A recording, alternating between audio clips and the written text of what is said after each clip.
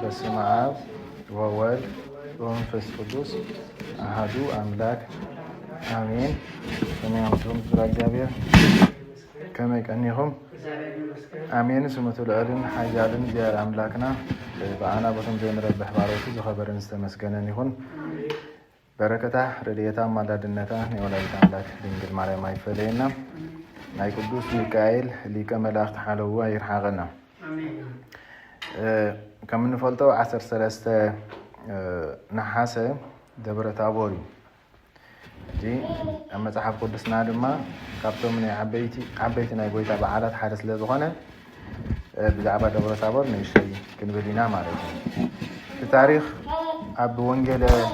ኣብ ሰለስተ ወንጌላት ተፃሒፍልና ኣሎ። ግን እንተዳ ወንጌለ ማቴዎስ ወሲድና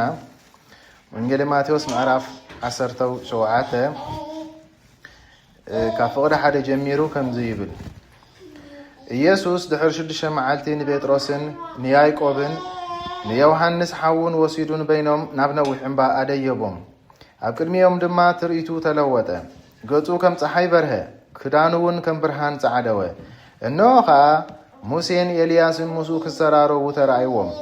ጴጥሮስ ከዓ ንኢየሱስ ጎይታይ ንኣነ ኣብዚ ምንባር ፅቡቕ እዩ፣ ፍቓድካ እንተ ደኣ ኮይኑስ ኣብዚ 3 ዳስ ክሰርሕ ሓደ ንዓኻ ሓደ ንሙሴ ሓደ እውን ንኤልያስ በሎ። ጴጥሮስ እናተዛረበ ከሎ ብሩህ ደመና ኣንጸላለዎም። እንሆ ድማ ካብቲ ደመና ዘፍቅሮ ብኡ ዝተሓጎስኩ ወደይ እዚ እዩ ንዑ ስምዕዎ ዝብል ድምፂ ተሰምዐ። ደቂ መዛሙርቱ ዝሰሚዖም ብግንባሮም ተደፉ፣ ኣዝዮም ድማ ፈርሁ። ኢየሱስ ቅርብ ኢሉ ተንከዮም እሞ ተንስኡ ኣይትፍርህውን በሎም። ኣዒንቶም ንላዕሊ ቁላሕ ሓቢሎም እንተኣበሉ ድማ ብዘይካ ኢየሱስ በይኑ ሓደ እኳ ኣይረኣዩ። ካብ እምባ ክወርዱ ከለዉ ኢየሱስ ወዲ ሰብ ካብ ምዉታን ክሳብ ዝትንስእ ነዚ ዝረኣኹምዎ ንሓደ እኳ ኣይትንገሩ ኢሉ ኣዘዞም። ደቂ መዛሙርቱ ከዓ ንምንታይ ደኣ መምሃራን ሕጊ ቅድም ኤልያስ ክመፅእ ኣለዎ ዝብሉ ኢሎም ሓተትዎ። ንሱ ከዓ መሊሱ እወ ኤልያስ ቅድም ክመፅእ እዩ፣ ንኹሉ ድማ ከቃንዕ እዩ። ኣነ ግና ኤልያስ ድሮ መፂኡ እዩ፣ ንሳቶም ግና ዝደለዩ ገበርዎ እምበር ኣይፈለጥዎን። ከምኡ ድማ ወዲ ሰብ ብኣቶም ሓሳረ መከራ ክቕበል ከም ዘለዎ ብሓቂ እብለኩም ኣለኹ ይብል። ስለ ቃሉ ዝኸበረን ዝተመስገነን ይኹን። ደብረ ታቦር ከም እንፈልጦ ዓብይ በዓል ናይ ጎይታና እዩ። ናብዚ ዕለት ስለ ዘብቃሕና ክብርን ምስጋናን ንዑ ይኹን ነው። ምናልባት ግን ቅድሚ ናብ ደብረ ታቦር ምኻድና ናይ ዕለቱ ኣልዕላ ቢልና እንተዳኺድና ሰናይ። ምክንያቱ ሊቀ መላእክቲ ቅዱስ ሚካኤል ኣቦታትና ኩሉ ግዜ ወርሓዊ ክብረ በዓሉ ወይ ከዓ እቲ ናቱ ዝኽሪ ክንገብር ስለ ድእዙዙና ማለት እዩ። ሎምዓንቲ ቅዱስ ሚካኤል እንታይ ገይሩ እንተራእየና ንቅዱስ ቆስጠንጢኖስ ንጉስ ዝረድአሉ እዩ። ቅዱስ ቆስጠንጢኖስ በዚ ዕለት እዚ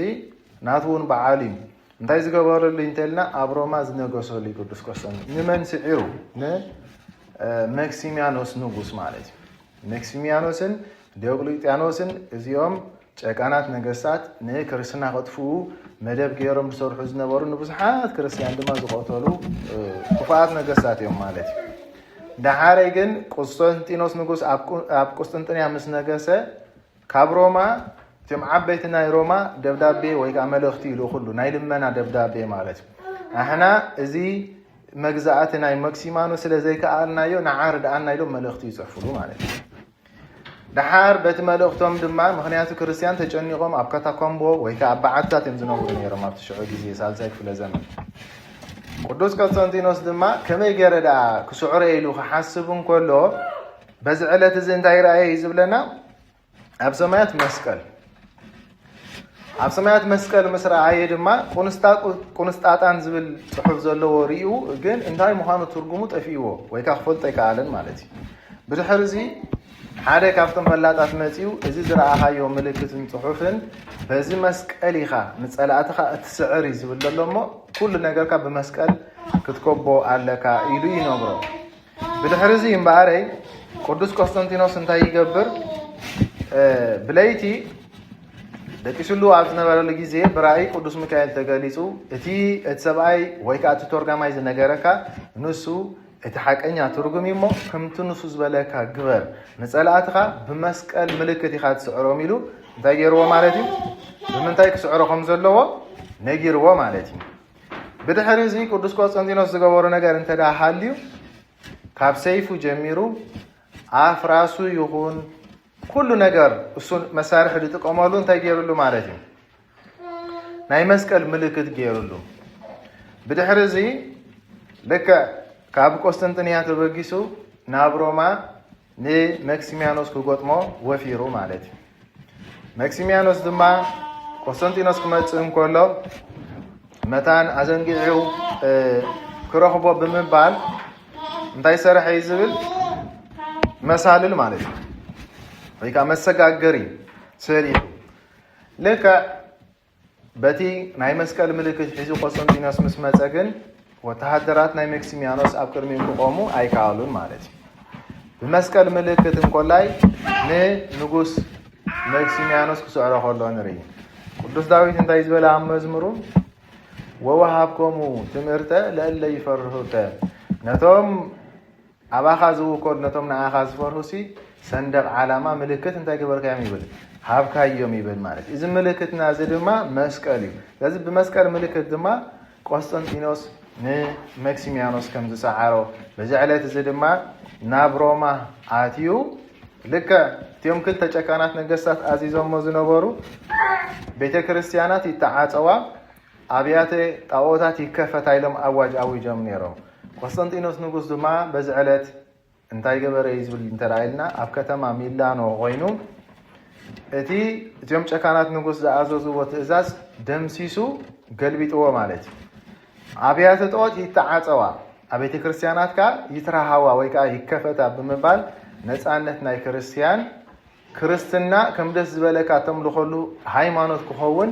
ኣዋጅ ኣወጀ ይብለና ነቲ ዝነበረ ኣዋጅ ብኣዋጅ ክድምስሶ ከሎ ንርኢ ማለት እዩ ስለዚ ነዚ ንክገብር መን ተራርይዎ እንተራእየልና ቅዱስ ሚካኤል ሊቀ መላእክቲ እዩ ማለት እዩ ስለዚ ኣቦታትና ድማ ወርሓዊ በዛኣት ዕለት እናበሉ ስሙ ፀዊዖም ኣንሕና ድማ ከነኽብሮ ዝእዙዙና ማለት እዩ በረኸት ረድኤት ኣማላድነት ናይ ሊቀ መላእክቲ ቅዱስ ሚካኤል ኣይፈለየና ናይ ቅዱስ ቆስጠንጢኖስ በረኸቱ ኣይርሓቐና ከምኡውን ኣድዩ ንኣቡነ ተክለ ሃይማኖት ቅድስቲ እግዚኣብሃርያ ድማ ዕረፍታዩ በረኸታ ይፈለየና ባር ናብ ደብረ ታቦር ተተመሊስና ሕፅር ብዝበለ ደብረ ታቦር ናይ ጎይታ ብርሃነ መለኮቱ ዝተገለጸሉ በዓል እዩ ከምቲ ትንባብ ዝሰማዕናዮ ድማ ነቶም ሰለስተ ሃዋርያት ሒዙ ናብ ዓቢ ናብ ነዊሕ እምባ ደየበ ይብለና ማለት እዩ ሕጂ ደብረ ታቦር ክበሃል እንከሎ ስቑኢሉ ዝመፀ ነገር ኣይኮነን ትንቢት ዝተተንበየሉ ወይ ድማ ምሳሌ ዝተመሰለሉ ነገር እዩ ልክዕ ድማ ትንቢቱ እንታይ እዩ እንተራእየልና እምባ ታቦርን ኣርሞኒዮምን ብናትካ ግርማ እንታይ ግበሩ ይብል ቅዱስ ዳዊት ይተሓጎሱ እናበለ ተተንቢዩ ነይሩ ሓደ ምሳሌኡ ድማ ሲሳራ ንጉስ ንናይ እስራኤል ነገስታት ከጨንቆም እንከሎ ነቢት ዲቦራ ናይቲ ሽዑ ዝነበረ ንጉስ ናይ እስራኤል ከመይ ገይሩ ክስዕሮ ከም ዘለዎ ክትነግሮ ከላ እስኻሲ ኣብ ደብረ ታቦር እንታይ ግበር ኢላቶ ዕረር ኢላቶ ብድሕሪኡ ንፀላኢኻ ኣብ ደብረ ታቦር ኮንካ እንታይ ክትገብሮ ኢኻ ክትስዕሮ ኢላ ከም ዝመኸረቶ እሞ ኣብ ደብረ ታቦር ዓሪሩ ድማ ንሲሳራ ከም ዝሰዓሮ ልክዕ በዚ ምሳሌ ድማ ጎይታ ናብ ደብረ ታቦር ከይዱ ድማ እቲ ኣምላኽነቱ ከም ዝገለጸ ንዲያብሎስ ድማ ከም ዘሕፈረ ምክንያቱ ብዙሓት ንኣብነት ሕጂ ካብ እምነት እናወፃኢ ንጎይታ ኣምላኽ ዘይብሉ ኣለው ወይ እውን ኣምላኽ ዘይኮነ ዝመስሎም ኣለው ሎቱ ስብሃት ማለት ግን ንሱ ኣምላኽ ወዲ ኣምላኽ ምዃነ እንታይ ገይሩ ማለት እዩ ንዲያብሎስ ኣሕፊሩ ንመናፍቃን እንሕፍረሉ ነገር ኣርኢና ጎይታ ማለት እዩ ክብርን ምስጋናን ንዑ ይኹኖ ከመይ እንተበልና ምክንያቱ ደብረ ታቦር ንኽወስዶም ጎይታ ምክንያት ዝኾኑ ሓደ ታሪክ ነይሩ ኣቐዲሙ ዝተፈፀመ ኣብ 16 ወንጌል ማቴዎስ ተሪኢና ይሓቶምሽ ንሃዋርያት ንወዲ ሰብሲ ሰባት ምን ይብልዎ ከምዚ ኢሉ ክሓቶም እንከሎ ሃዋርያት በብሪጋ ኩስቶ ይብልኻ ኩስቶ ይብልኻ ኩስቶኻ ዝብልኻ ኣለዉ ብምባል መሊሶም ብድሕሪኡ ግን ንስኻትኩም ከመን ትብሉኒ ይብሎም ኣብዚ እዋን እዚ ጠጠው ምባል ይመፅእ ማለት እዩ ሕጂ እዚ ዘርእየና እንታይ እዩ ጎይታ ንሃዋርያት ትኺሉ ኣይሓተቶምን ትኺሉ ኣይሓተቶምን ክንብል ከለና ኣየሰንበዶምን ናይ ልቦም ናይ ውሽጦም ይፈልጥ እንታይ ኢሎም ከም ዝሓስቡ ግን ከሰንበዶም ኣይደልን ንምንታይ ከምዚ ኢልኩም ትሓስቡ ኣነስ ንምንታይ ኤልያስ ኢልኩም ትሓስቡኒ ኣነስ ከመይ ጌርኩም ሙሴ ኢልኩም ትሓስቡኒ ኣይበሎም እንታይ ዳ ኢልዎ ሰባትን ወዲ ሰብ መን ይብልዎ ኢልዎም ማለት شو بو مسرت جيرم جن نايلبو من تاي جيرم تزاريبو بدحريو جن سخوم كحراي سبات سخومو يبلو نسخوم كان تاي تبلو قبلهم كله جن ملس سينا مالتي حاجة عبز انتاين عندنا دحريلنا سب بناي سواي حتتني سب بناي سواي حتتني بناي من يز حتت بزعبا ناتو يز حتت ما بزعبا تكبر بزعبا امنوت بزعبا سوق زفصما امبر كوستو انتاي فصيمو تباهيلو عب سماي حتى يلان مالتي نسبات دك سبات من يبلو يلوم اسخم ك ناتكم كعمل سباله هذا لذي كلاتنا نفلط زلنا نفس وكفنا بعلنا انت هنقبر مهانا كنحتت مهانا مالتي لذي نفس وكفنا يملس خلونا زلو مالتي عب ساعات زي هاري قدس بيتروس نسخا ودهياو املاح إيخا بمبال مسكيرو أملاخ النوت لذي قدس بيتروس كخبرون كردون نري بيتروس وديونا إذن سجان دمن كمان يقول سألكان إتي أفسم عايزول لأبوي دا أمبر بمبال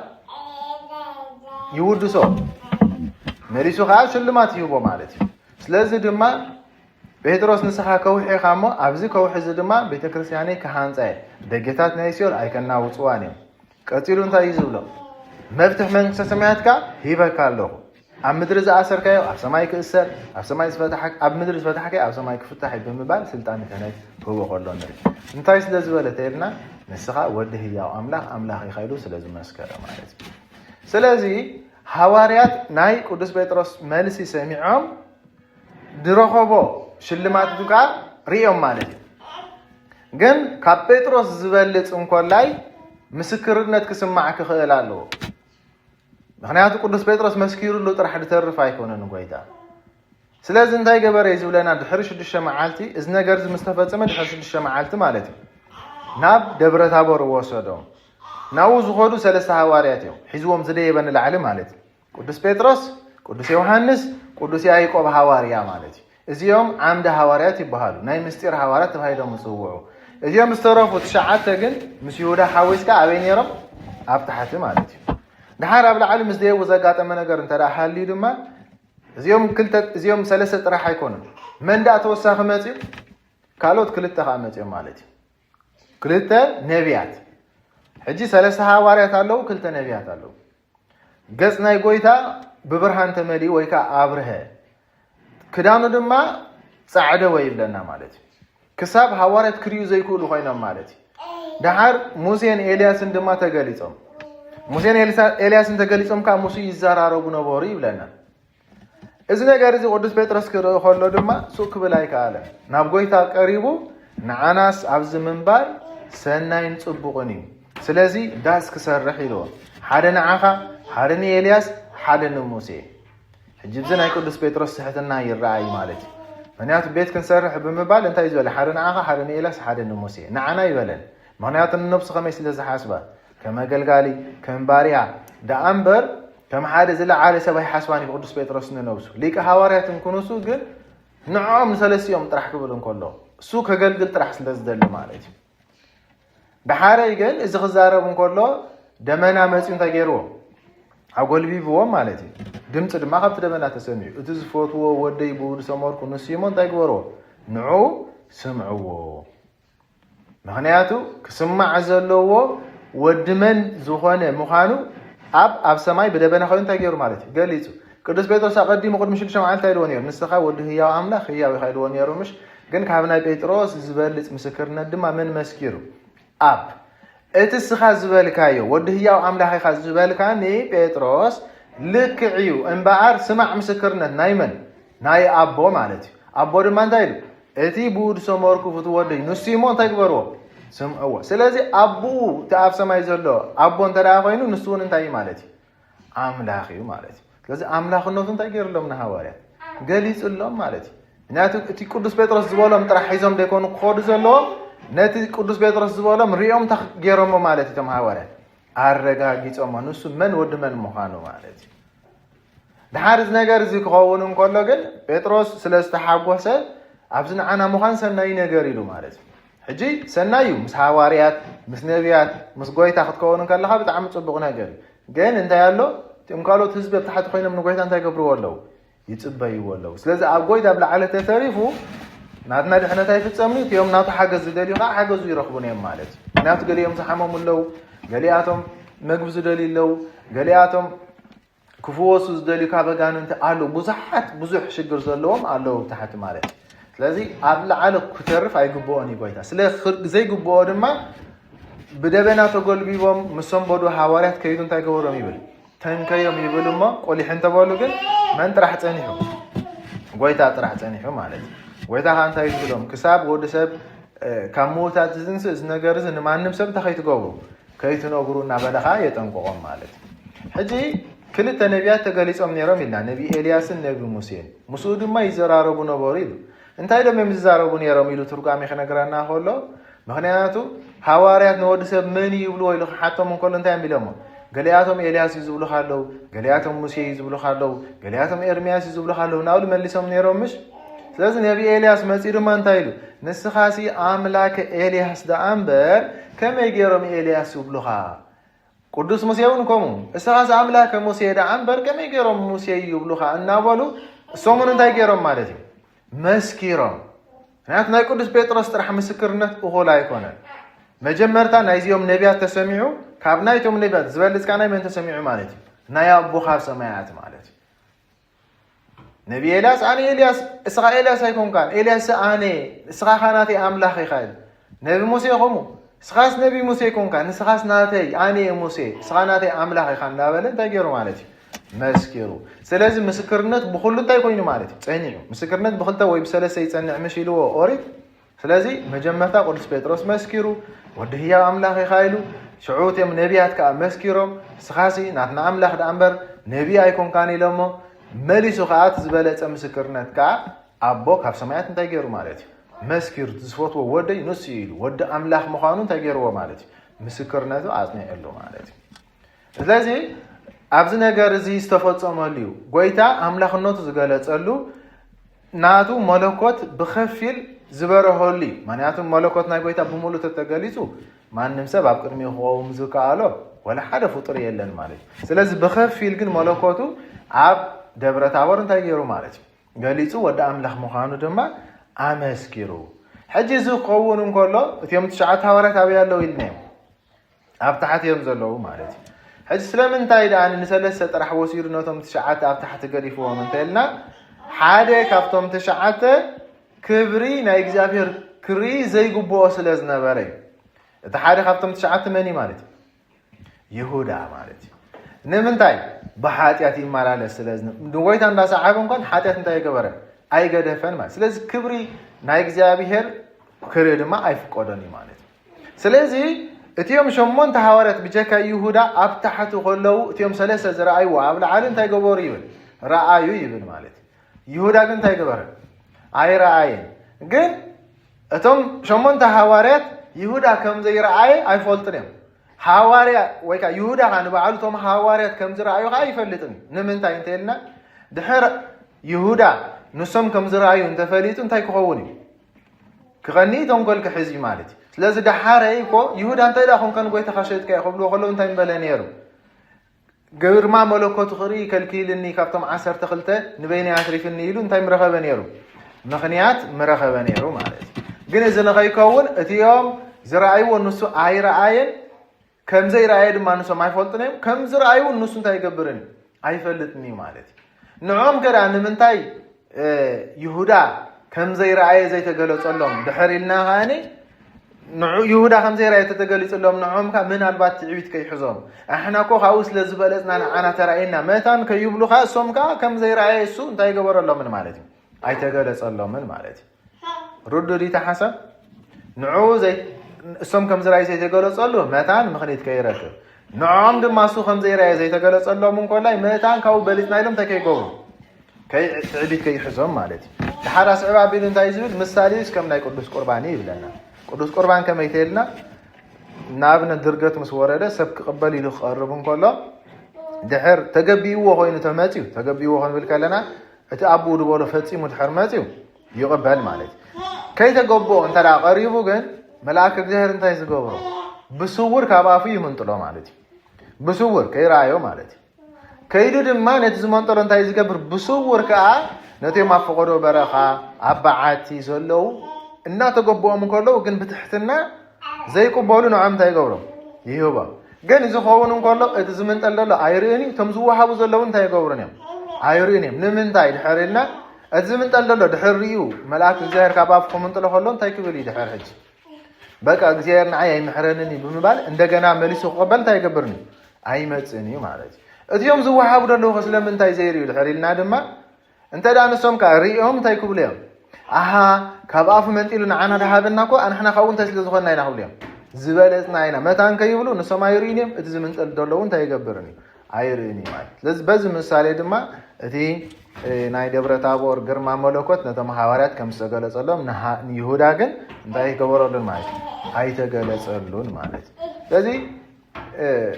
ኣምላኽነት ናይ ጎይታ ካብ እንምስክረሎም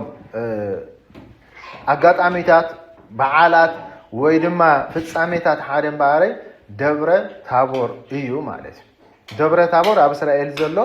እምባ እዩ ማለት ኣብዚ እምባ እዚ ኸ ጎይታ ግርማ መለኮቱ እንታይ ገይሩ ማለት እዩ ገሊፁ ኣምላኽ ምዃኑ ድማ ንሃዋርያት ዘመስከረ ማለት እዩ ስለዚ እዚ ነገር እዚ ከነብዕሎ ድማ ቤተክርስትያንና ትእዝዘና ናይ ጎይታ በዓል ስለ ዝኾነ ማለት ልደቱ ኣምላኽነቱ ዝገለጸሉ እዩ ትንሳኤ ኣምላኽነቱ ዝገለጸሉ እዩ ሞቱ ኣምላኽነቱ ዝገለጸሉ እዩ ዕርገቱ ኣምላኽነቱ ዝገለጸሉ እዩ ዳግማይ ምጽኣቱ መንፈስ ቅዱስ መልኣኹ እዚ ኩሉ ኣምላኽነቱ ዝገለጸሉ እዩ ደብረ ታቦር እውን ኣምላኽነቱ እንታይ ዝገበረሉ እዩ ማለት እዩ ዝገለጸሉ በዓል እዩ ማለት እዩ ስለዚ ምናልባት ናይቶም ሰለስተ ሃዋርያት ስለምንታይ ተመሪጾም ኢሎም ኣቦታት ይውስቑ እዮም እቲ ምኽንያታት ማለት እዩ ሓደ ኣብዚኦም ሰለስተ እውን ቁሩብ ጌጋታት በዚሑ ነይሩ ንኣብነት ጌጋ ክንብል ከለና ከመይ ተልና ቅዱስ ጴጥሮስ እንታይ ኢልዎ ነይሩ ጎይታ ክትሓዝየ ክእሰር ክስቀለ ኣብ ሳልሳይ መዓልቲ ክትንስየ ክብሎ ከሎ ኦይ ጎይታ እዚ ኣብ ልዕሊኻ ኣይኹን ኣይፈፀም ይብሎ ማለት እዩ ሕጂ ጎይታ እንታይ ዝብሎ ዘሎ ክመውት የክብሎ ከሎ ሃዋርያ ቅዱስ ጴጥሮስ ከዓ እንታይ ይብሎ ኣይትሙት ሕጂ እቲ ሓደ ፍቑሪ ከምኡ ዝብሎ ዘሎ ስለ ዘፍቅሮኑ ጎይታ እዩ ግን ጎይታ ድሕር ደይመተ ንሕና እንታይ ንኸውን ኢና ኣይንድሕኒና ማለት እዩ እቲኦም ክልተ ሃዋርያት እውን ቅዱስ ዮሃንስ ቅዱስ ያዕቆብ እዚኦም ክልቲኦም ኣሕዋት እዮም ደቂ ዘብዴዎስ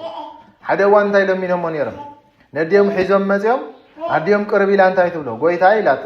ክትነግስ እንከለኻ ኣብ ኢየሩሳሌም ሲ እዚኦም ደቂ ክልቲኦም ብየማንካን ብፀጋምካን እንታይ ይግበሩ ኢላ ይቆሙ ክትነግስ ከለኻስ እንታይ ይቆሙ ምክንያቱ ኣብ ኢየሩሳሌም ከይደ ክነግስ የክብሎም ከሎ ንሱ እንታይ ዝብል ዘሎ ኣብ ኢየሩሳሌም እንታይ ክኾነ ክስቀለ ዝብሎም ዘሎ ንሶም ከዓ ንግስነት ናይ ዓለም ምቾት መሲልዎም ኣዲኦም ለምንልና ኢሎማ ማለት እዩ ብየማኑ እንታይ ዝበሃል ኣሎ ግራዝማች ቀናዝማች ዝበሃል ምሻሎ ከምኡ ኮይኖም ክቆሙ ደልዮም ማለት እዩ ስለዚ ጌጋ ርድኢት ትልምንዎ እንታይ ትገብሩን ኢኹም ዝብላ ኸማ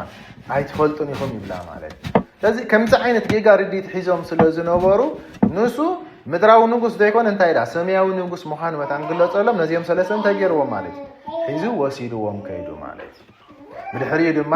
ንሱ ናይ ምድር ንጉስ ከም ዘይኮነ እንታይ ዳ ናይ ምንታይ ንጉስ እዩ ናይ ሰማይ ንጉስ ወዲ ኣምላኽ ምዃኑ ከዓ እንታይ ገይሩሎም ማለት ብግልፂ ገይሩሎም ማለት ከማን መታን ኣብ ፈተና ከይኣትዉ እንታይ ኢልዎም ክሳብ ወዲ ሰብ ካብ ምዉታን ዝትንስእ እዚ ነገር እዚ ንማንም እንታይ ከይትገብሩ ኢልዎም ከይትነግሩ ምክንያቱ ጎይታ እኮ ኣምላኽ እዩ ድሕሪ ኢሎም ኣብቲ ሰዓት እቲ ገና መንፈስ ቅዱስ ኣይወረዶምን ደሎ ኣይሁድ እንታይ ክገብርዎም እዮም ሕቶ ብሕቶ መፅሓፍ ስለ ዝፈልጡ ኣይሁድ ኣዋጢሮም ከም ዝጭነቑን ከም ዝጠራጠሮም ክገብርዎም ስለ ዝኽእሉ እዚ ነገር ዝመዓሰ ኢኹም ትመስክሩ ኢልዎም ወዲ ሰብ ካብ ሞታ እንታይ ምስ ገበረ ምስ ተንስአ ስለዚ እኮ ሃዋርያ ቅዱስ ጴጥሮስ ኣብ መልእኽቱ እኮ ፅሒፉሎ ጎይታ ኣምላኽ ምዃኑ ወይ ከዓ ናቱ ኣምላኽነት ኣንሕና ብፅንፅዋ ኣይኮንና ንፈልጦ ኢሉ ኣብቲ ቅዱስ እምባ ምስኡ ከለና ኣምላኽነቱ እንታይ ጌርና ኢና እዩ ዝብሎም ሽ ኢና ርኢና ይብሎም ብዓይንና ኢና ርኢና እናበለ ቅዱስ ጴጥሮስ ይምስክር ማለት ንምንታይ ጎይታ ኢልዎ ድሕሪ ትንሳኤ እንታይ ክትገብሩ ኢኹም ክትመስክሩ ኢኹም ሕጂ ግን ንሰብ እንታይ ትግበሩ ኣይትንገሩ ኢሉ ሓደራ ክብሎ ማለት ስለዚ ቅዱስ ጴጥሮስ ብፅንፅዋ ኣይኮንና ናይ ጎይታ ኣምላኽነት ንፈልጦ እኳ ኣሕና ኮፍቲ ቅዱስ እምባ ምስኡ ከለና ኣምላኽነቱ ብዓይንና እንታይ ጌርና ኢና ኢሉ ርኢና ኢና ብምባል መስኪሩ ማለት እዩ ኣሕና ድማ ናይ ቅዱስ ጴጥሮስ ዓይንና ብምግባር ጎይታ እንታይ ይንብል ማለት እዩ ኣምላኽ ይንብል ማለት እዩ ክብርን ምስጋናን ብድጋሜ ንዑ ይኹኖ ስለዚ እዚኦም ቅዱሳን ሃዋርያት ምስኡ ከይዶም እዚ ነገር እዚ ከም ዝረኣዩ ይነግረና ማለት እዩ ናይ ቅዱሳን ሃዋርያት በረኸት እውን እግዚኣብሔር ኣምላክ ይዓድለና ደብረ ታቦር ክበሃል እንከሎ እምበር ከምዚ ዝኣመሰለ ዓብይ በዓል ምዃኑ ክንፈልጥ ይግባአና ዝመዓደን ዝመኸረን ዝማሃረን እግዚኣብሔር ኣምላክና ኣምላኽ ኣቦታትና ክብርን ምስጋናን ንዑ ይኹኖ ናብዚ በዓል ስለ ዘብፅሓና ድማ ብድጋሜ ዝኸበረን ዝተመስገነን ይኹን يا نعمة دمه كم زواني عقبنا ولايت أملاك بركة رجال أي فلينا قمنا بسلام كم زي جمرة بسلام يفتسمنا جار أملاكنا يخبر يمسك